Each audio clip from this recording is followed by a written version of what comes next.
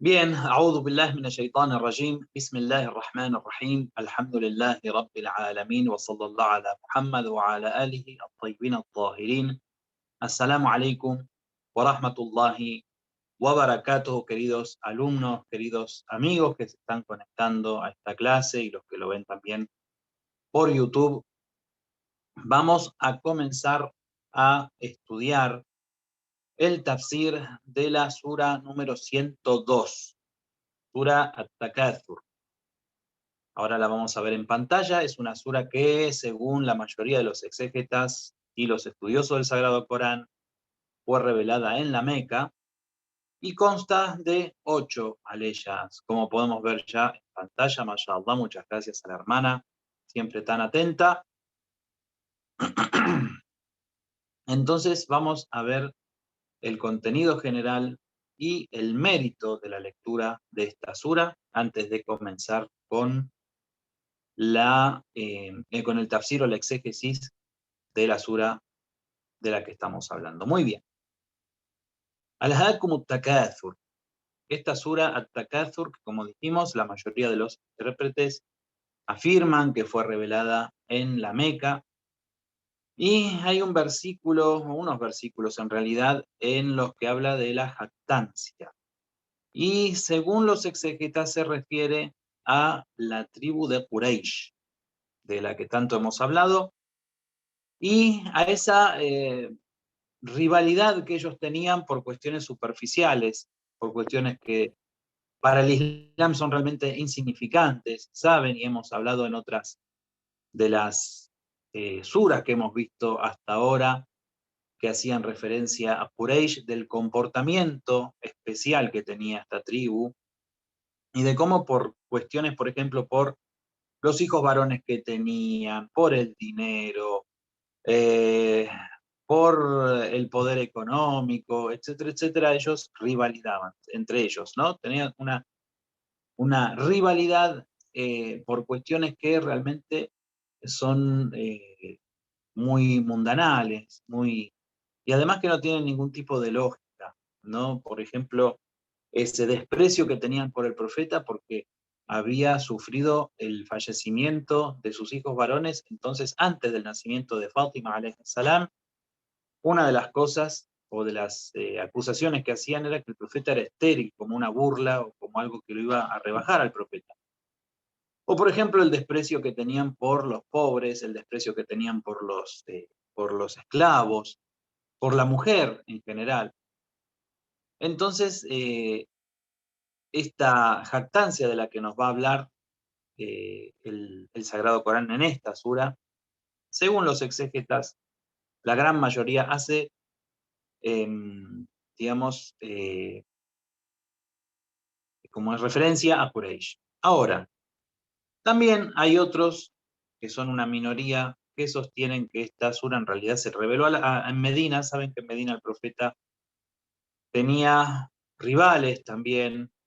Parte de los rivales que tenía el profeta eran los munafiqín, como sabemos, los hipócritas, y especialmente un grupo de judíos que tenían mucha aversión por el Islam. Entonces, hay quienes piensan que es por estos judíos, o también por el grupo de los Ansar, de aquellos que habían recibido al profeta. Dentro de los Ansar habían grupos, y de dos grupos, especialmente de los Ansar, que digamos, estaban presentes en la época del profeta en Medina. Pero bueno, esta es, digamos, la opinión de la minoría de los exégetas, como Tabarsi, por ejemplo.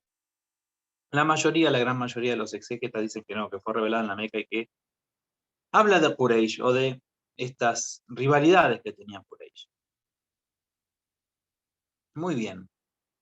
Y además la sura misma, por la forma en que está revelada, por la forma, digamos, lingüística que trae, por ser una de estas suras cortas, que hace alocución justamente a lo que es el Quraysh, es muy probable que sea mequinense, ¿no? Lo correcto sea esta primera versión. Muy bien. Entonces, ya cuando empieza, va a hacer un llamado, va a hablar sobre la rivalidad y las cosas banales que distraen a la gente. Bueno, ahí lo pueden ver en pantalla, la rivalidad sin sentido por obtener mayores bienes materiales os mantendrá distraídos, como dice en la traducción. Entonces podemos ver que habla de un reproche, o Dios hace un reproche sobre esta jactancia mutua de cosas que no tienen sentido y que realmente los caracterizaba a estas personas a las que, digamos, Dios les hace llegar este mensaje. Y también luego, en la continuación de la sura, nos advierte sobre la resurrección y sobre el fuego del infierno. También al final de la sura se va a citar otra advertencia respecto a las mercedes sobre las cuales se harán diversos interrogantes. Nombran Naim. Entonces el nombre de esta sura se extrajo de la primera, Aleya, Alhaakum Takathur. El profeta, alayhi salatu wassalamu ala alihi, dijo al respecto del mérito de la lectura de esta sura. Dice, Dios no pedirá rendición de cuentas en cuanto a las gracias que brindó en este mundo y recompensará como a quien haya recitado 1000 aleyas coránicas a quien lea esta sura. Entonces, quien lea esta sura en el rezo tendrá esta recompensa de quien haya recitado 1000 aleyas coránicas y no se le pedirá rendición de cuentas por aquellas gracias, por aquellas ni'mat, como se dice, por aquellas bendiciones que Dios nos dio en este mundo.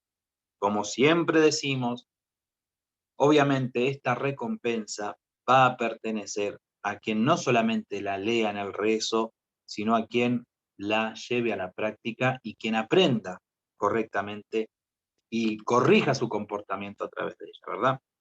El Imam Sadiq alayhi salam dijo, la lectura de esta sura, tanto en las oraciones obligatorias como en aquellas aconsejables, confiere la misma recompensa de los shuhada, de los mártires. Subhanallah. Por lo tanto, vamos a ir viendo el mensaje y en base a lo que va diciendo el mensaje, nosotros también tenemos que aprender, llevarnos una enseñanza y corregir nuestro comportamiento, inshallah. Y tomar las advertencias que hace también. Hace advertencias sobre todo en la parte cuando lleguemos al Naim, que son de prestar muchísima atención, sobre todo en estos días que son los días del Gadir, los días del Wilaya, los días del Imama, los días del Imamato, los días en los que fue anunciado el Imam Ali alayhi salam. Ya vamos a ver que es el Naim, tiene mucho que ver con esto, y realmente tenemos que prestar mucha atención y ser de los agradecidos por encontrarnos entre los seguidores de Ahlul Bayt, inshallah. Muy bien, ¿qué dice la sura? Vamos a leerla. Dice, A'udhu billahi minash shaitanir rajim, bismillahir rahmanir rahim, alhaakum at-takathur, hatta zurtumul maqabir, kalla sawfa ta'lamun, thumma kalla sawfa ta'lamun, kalla law ta'lamuna ilma al-yaqin. Vamos a ver qué es ilma al-yaqin. لترون الجحيم ثم لترونها عين اليقين ثم لتسألن يومئذ عن النعيم صدق الله العلي العظيم. Entonces vamos a ver la traducción, a ver qué traducción nos ponen aquí. La rivalidad sin sentido por obtener mayores bienes materiales os mantendrá distraídos. Hatta zurtumul maqabir, hasta que visitéis los cementerios o las tumbas. No, pronto sabréis. Thumma kalla sawfa ta'lamun. Podemos decir otra vez, no, u otra vez, no, pronto lo sabréis. Muy bien. Ajá, ahí estamos. Kalla law ta'lamuna ilma al-yaqin. Entonces lo conoceréis con el ojo de la certeza. O si lo conocierais con el ojo de la certeza, también podemos decir. A ver cómo pone, si supieseis con la certeza. Bueno, sí, puede ser. si lo supieses, si es que lo conocieras o lo conoceréis, porque empieza con calda, ¿sí? Pero no si supieres con la tercera, está bien. ¿Y qué sigue? Os juro que veríais el fuego. Thumma, luego, os juro, dice, que lo veréis con certeza absoluta, con el ojo de la certeza, Ainul Yaqin, que también vamos a ver, en realidad literalmente es Ainul Yaqin, es ojo de la certeza, pero Ainul Yaqin es uno de los, digamos, de los darajat, de los, ¿cómo se dice? La hawla wa la quwwata illa billah, de los niveles del yaqin, de la certeza. Muy bien. Thumma la tus'alunna yawma idin anin na'im. Luego os juro que en ese día seréis preguntados por las bendiciones. Muy bien. Entonces, como ya hemos señalado, según los intérpretes, ellos creen que esta sura se reveló dirigiéndose a aquellas tribus que se jactaban mutuamente y que también rivalizaban en número, en mérito, hasta tal punto que, a fin de incrementar el número de sus integrantes, se dirigían a los cementerios, la ilaha illallah, y hacían un recuento de sus muertos. Una versión habla de 2 tribus de Quraysh en la Meca, otra de 2 tribus de los Ansar, del profeta alayhi salatu wassalam ala alihi, en Medina, y otra de la mutua jactancia entre judíos. No obstante, es evidente que cualquiera haya sido la ocasión de la revelación, su sentido no se vería alterado ni limitado. Estamos hablando de lo mismo, de una discusión, digamos, y una rivalidad por cuestiones que no tienen ningún tipo de importancia. Ya fíjense, se llegaba al punto de visitar las tumbas, ¿sí?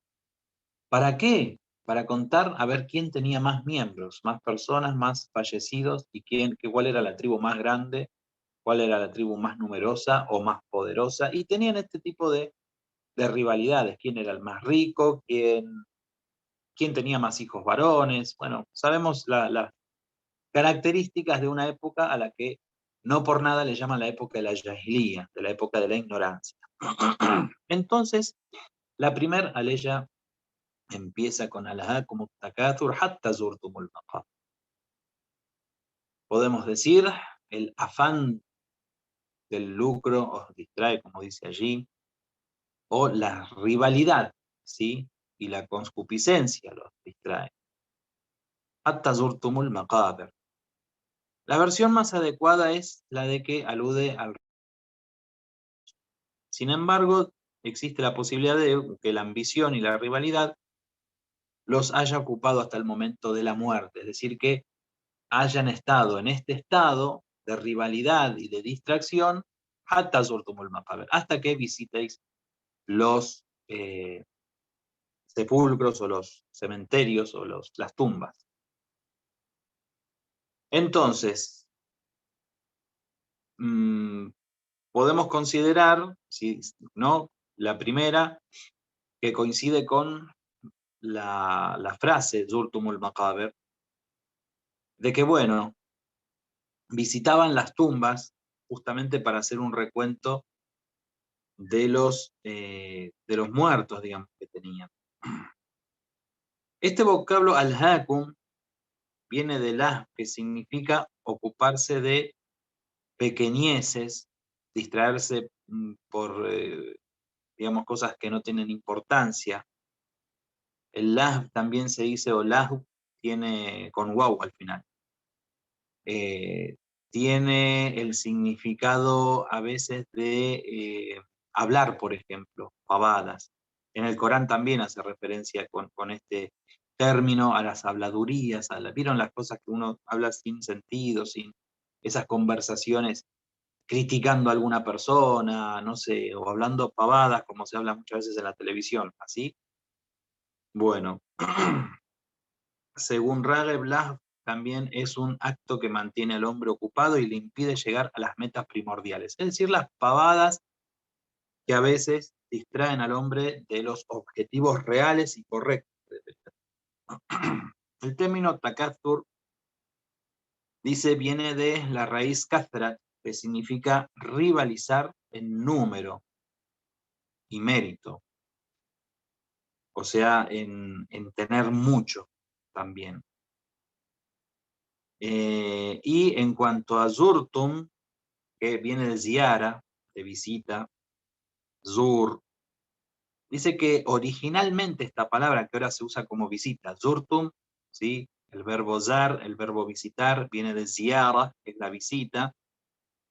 Dice que originalmente viene del tercio superior del tórax. Fíjense, luego se lo usó para determinar una visita, un encuentro. Zawar significa torcer la parte superior del tórax, y desde que dice, a ver, y como digamos, la mentira es una clase de desviación de la verdad, se lo determinó zur, como cuando, digamos, desviamos el tórax. No sé por qué hace esta comparación. Bueno, aquí dice esto en el tafsir. Porque lo que tiene el idioma árabe es a veces muy llamativo estas cosas, ¿no? Las raíces de las palabras a veces no tienen nada que ver con lo que la palabra se usa ahora. La palabra, el verbo zar es el verbo visitar, ziara es la visita. Se puede entender que visita venga, digamos, de la parte superior del tórax, o digamos de lo que es del pecho para arriba, para la cabeza, podemos decir, porque es cuando las personas se sientan, lo que ven la persona cuando se sienta delante de otra cuando la visita. Bueno, puede ser que venga de allí, según lo que dice acá, viene de allí. Pero bueno, no sé cómo se puede relacionar esto con, a ver, significa torcer la parte superior de... zawar es otro término que viene de ahí, es torcer la parte superior del tórax, es decir, como agacharse o doblar. Entonces, ahí está. De ahí viene que digamos, el término zur significa desviación, y que la mentira es una desviación de la verdad. Bueno, Allahu Akbar. Maqaber es el plural de maqbara, es decir, del cementerio, del sepulcro.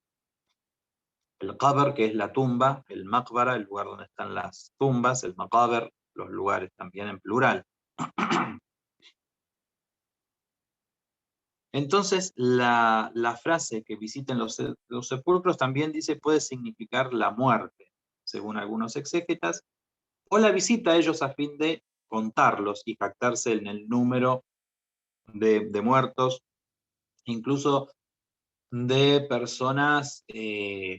Fíjense, una de los grandes orgullos que tenían los árabes en la época de la ignorancia de la Jahilía era el tema del linaje y de los padres, a tal punto que no tenían ningún problema en ir y visitar las tumbas para también sacar, digamos, pecho, como se dice, ¿no? Sentirse orgullosos de algunas personas que habían sido ilustres en su vida, ilustres no muchas veces por ser grandes intelectuales o que hayan aportado algo importante a la tribu, sino más bien porque quizá habían matado más gente, no sé, etcétera, y entonces iban a visitarlos por eso.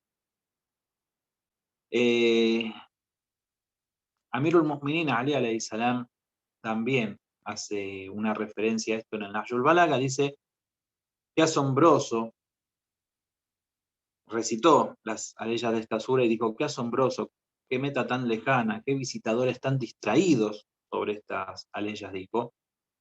Qué jactancia tan vana y vergonzosa, reivindican los huesos putrefactos, los restos de aquellos que se han convertido en ceniza. ¿Qué modo es ese de recordar? Recordar a quien no lo benefician en nada. ¿Por ventura se jactan del sitio donde murieron sus padres o se consideran más numerosos al hacer el recuento? Anhelan el regreso de los cadáveres deshechos, de cuerpos cuyo movimiento se convirtió en quietud, de cuerpos descompuestos. Más que un motivo de jactancia, debería ser un motivo de escarmiento, dice en el sermón 221 el imam Ali alayhi salam en el Nahjul Balaga, hablando sobre esta Alayya de lahakum التكاثر حتى زرتم المقابر. Este discurso, según Ibn Abil Hadid, Abil Hadid era un gran sabio de la escuela sunnita, era mu'tazilita, y es el que hizo de tantos sharh del Nahjul Balagha que hay, o una especie de sharh es como explicación, no es exégesis como la del Corán, pero es como una explicación profunda y un análisis profundo del Nahjul Balagha.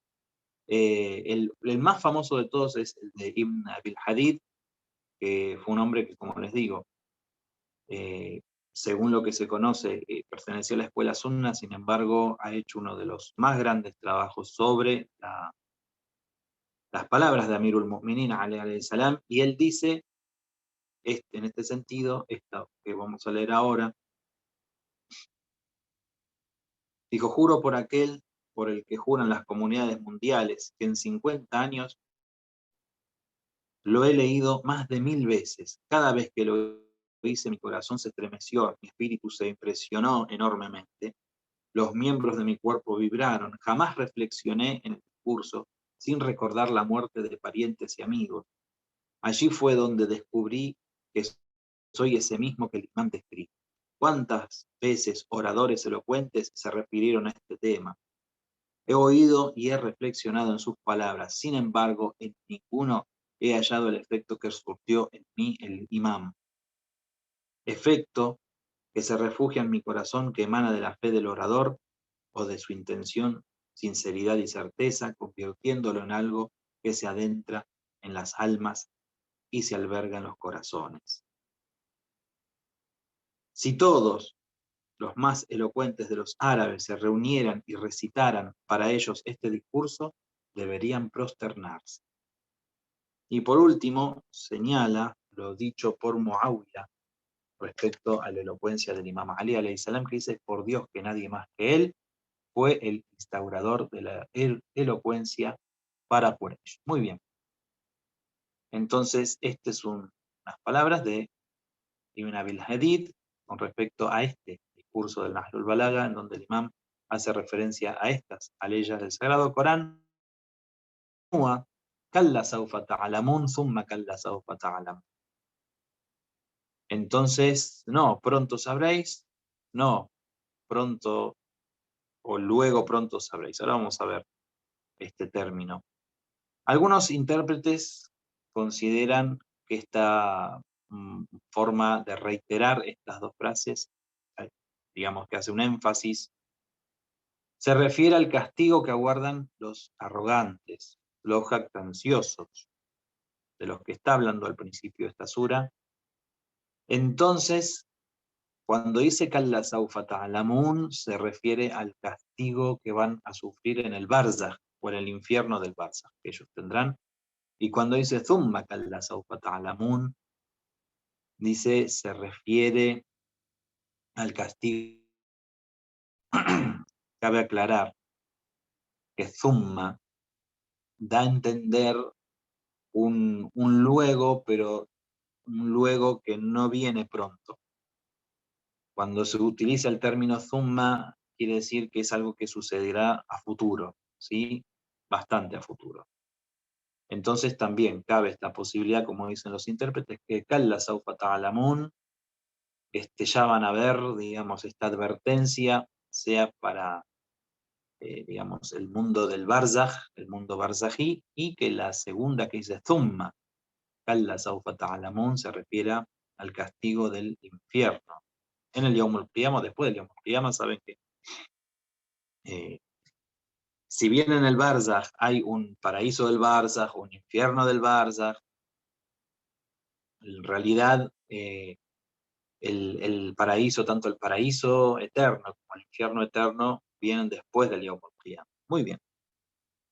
Amirul Mu'minin, alayhi salam, dijo: algunos de los nuestros dudaban del castigo de la tumba hasta que la sura At-Takathur se reveló y anunció Kalla sawfa ta'lamun, que es el castigo de la tumba, dice Amirul Mu'minin. Thumma kalla sawfa ta'lamun, dice, es el castigo del infierno. perdón, del infierno. Entonces Amirul Mu'minin acá también está explicando otra cosa. Puede ser el mundo del Barzaj o el mismo castigo de la tumba. Nosotros tenemos varias, pruebas y el hombre tiene varios estadios para purificarse.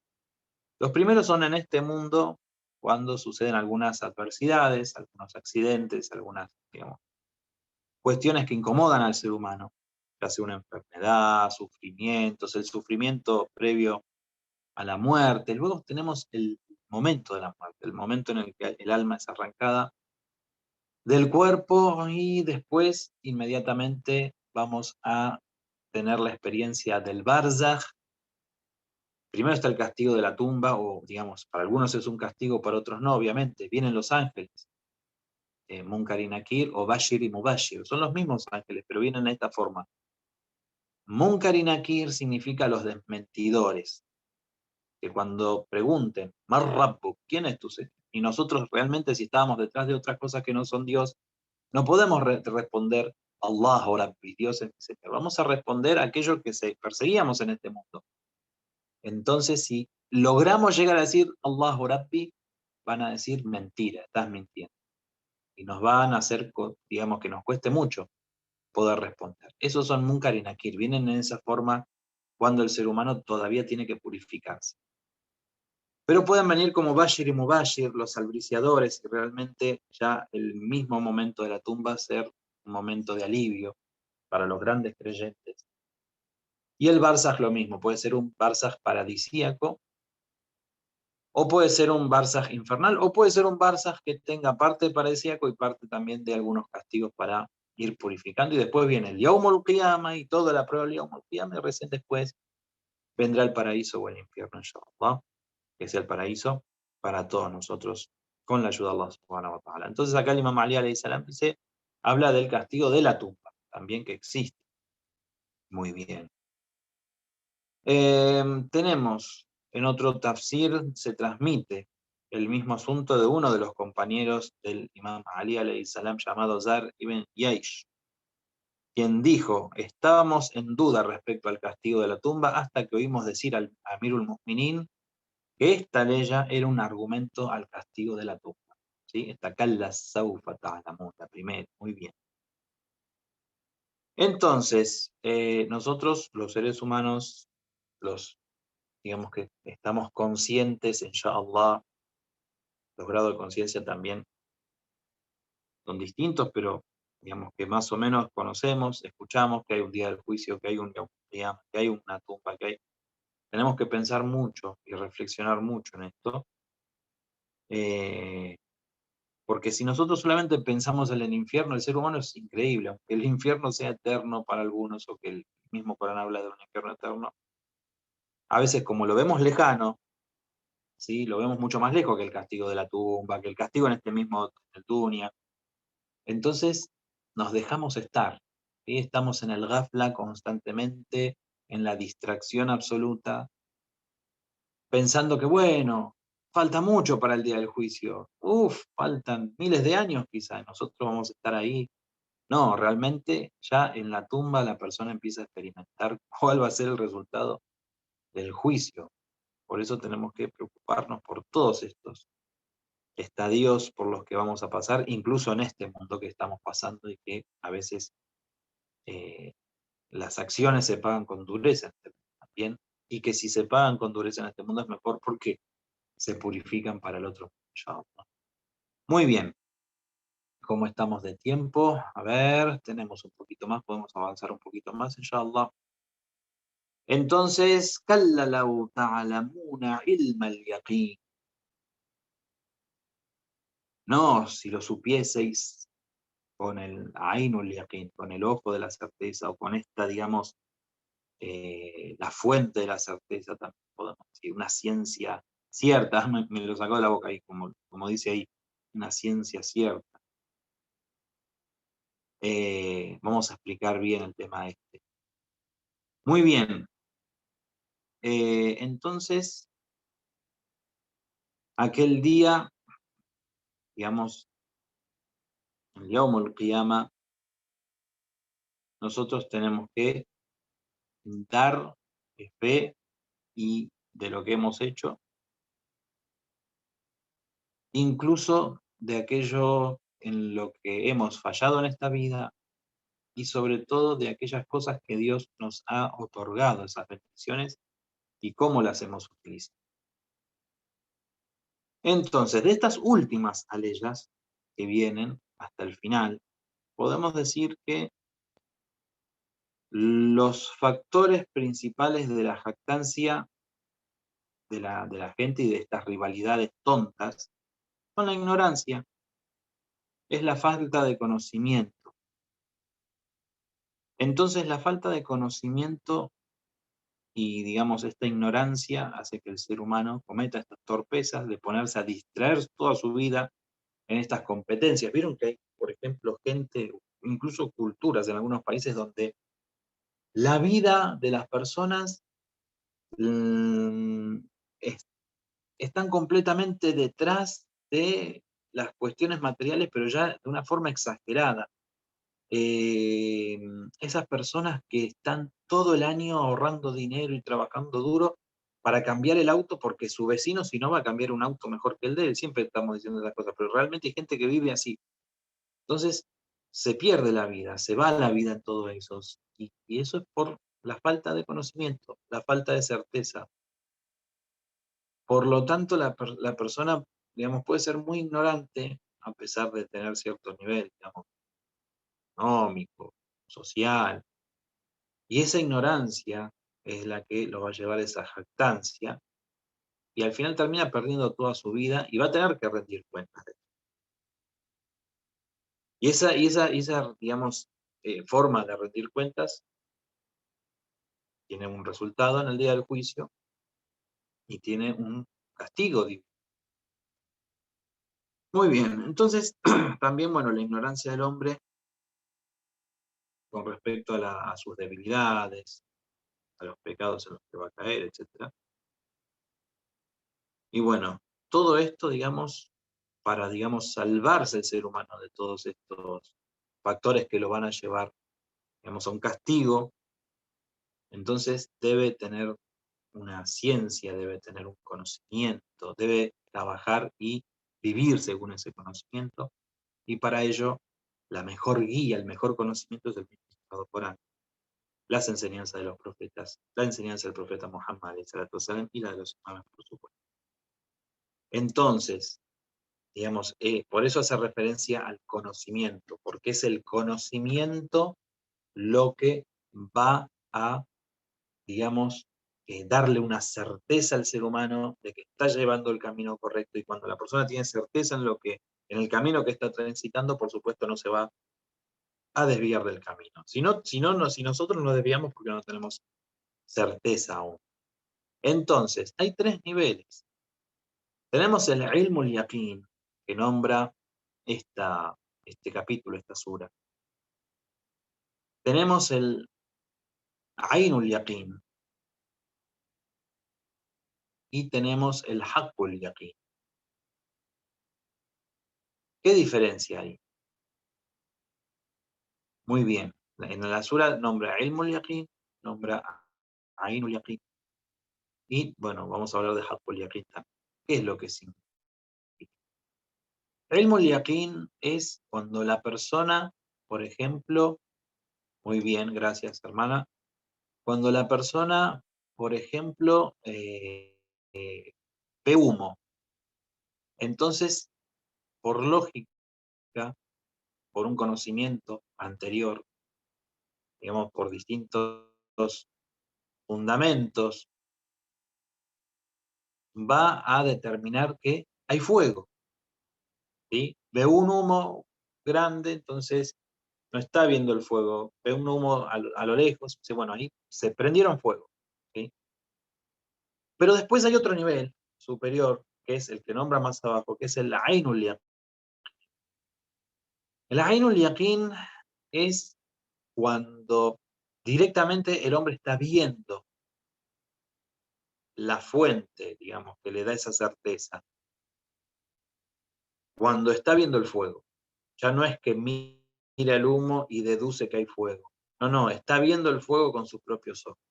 Y el haqqul yaqin, que es, digamos, lo más elevado en lo que es la certeza y el conocimiento, es cuando esa persona va a meterse dentro del fuego y va a experimentar incluso no solamente verlo el fuego y estar seguro que hay fuego, sino que va a experimentar los efectos del fuego en su propia persona y saber que el fuego quema y que el fuego que arde y que, bueno, que va a hacer todos los efectos que hace cuando se junta con otro cuerpo, digamos.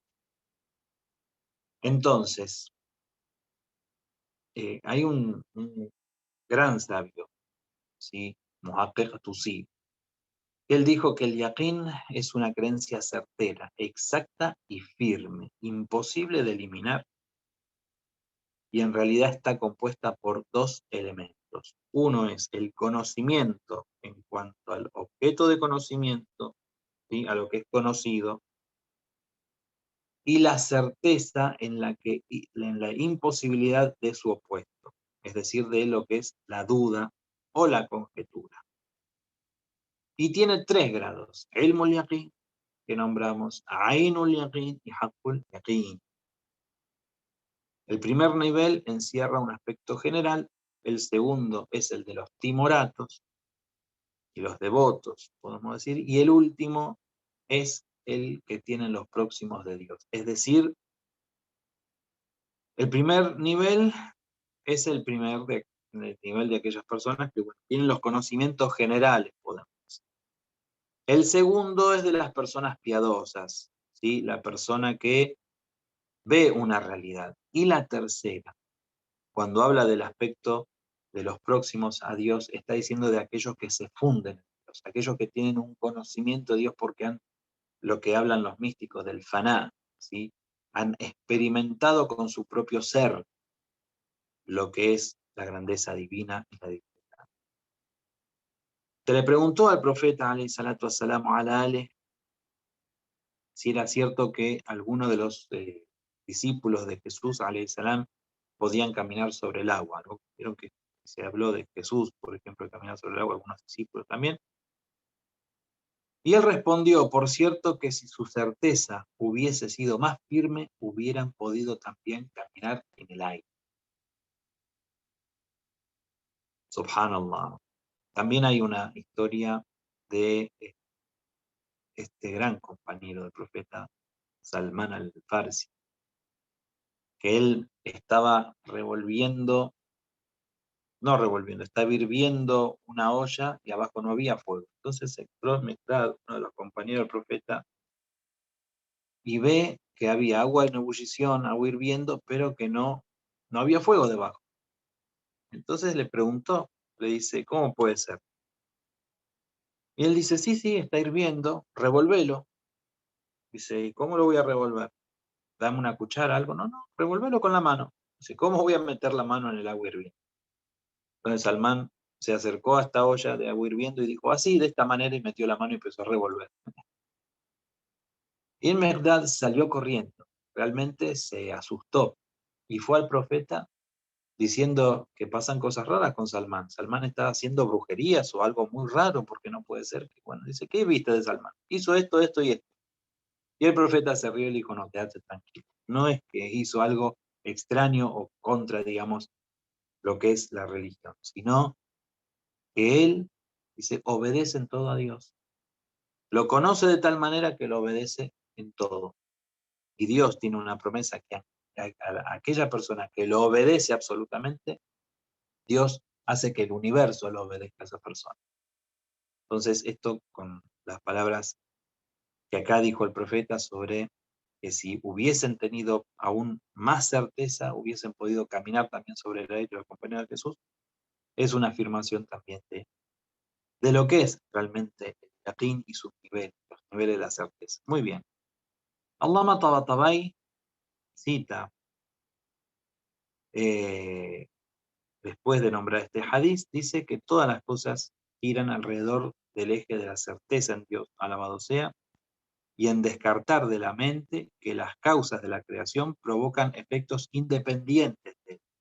Entonces, a medida de que aumenta la fe del hombre, la fe en el poder de Dios absoluto, aumenta la obediencia de las cosas y las causas hacia Él, hacia el mismo hombre. Entonces, este es el verdadero sentido de la relación entre el yaqín y el extraordinario dominio del hombre sobre la creación. En otras palabras, podemos decir que cuando el hombre realmente se somete a Dios, subhanahu wa ta'ala, de esta manera, digamos, tan profunda, entonces la misma creación también obedece al hombre y se somete al hombre, por orden de Allah subhanahu wa ta'ala, por su. Walhamdulillahi rabbil alamin, creo que por hoy es suficiente. Inshallah, la próxima clase el sábado vamos a continuar. ¿Por qué? Porque el sábado vamos a hablar del Naim, este que nombra, y vamos a desarrollar un poquito este tema que nos va a llevar seguramente toda la clase.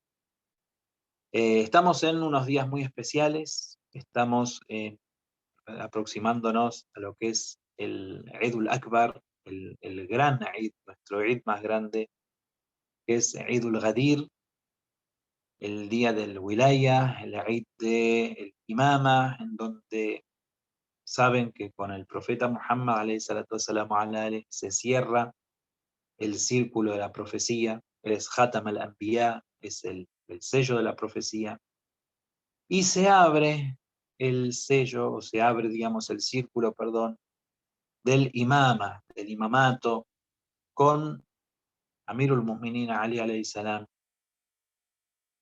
y este círculo se cerrará cuando se establezca el gobierno del Imam al-Mahdi, ajallahu ta'ala para Sharif,